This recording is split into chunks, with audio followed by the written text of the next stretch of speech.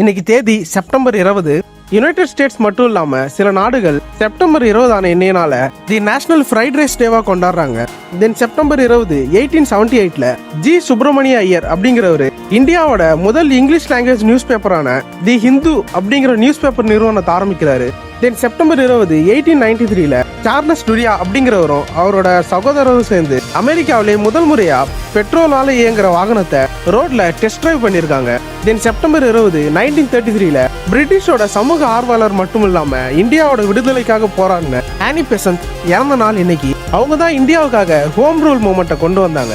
அது மட்டும் இல்லாம இந்தியன் நேஷனல் காங்கிரஸோட முதல் பிரசிடென்ட்டும் அவங்க தான். தென் செப்டம்பர் 20 1965 இந்தோ பாகிஸ்தான் வாரோட ஒரு பாகமான புர்கி போர்ல இந்தியன் ஆர்மி டோக்ராயை கேப்சர் பண்றாங்க.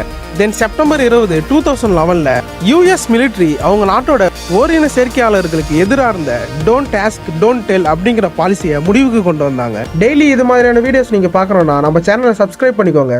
நாளைக்கு பார்க்கலாம். பாய்.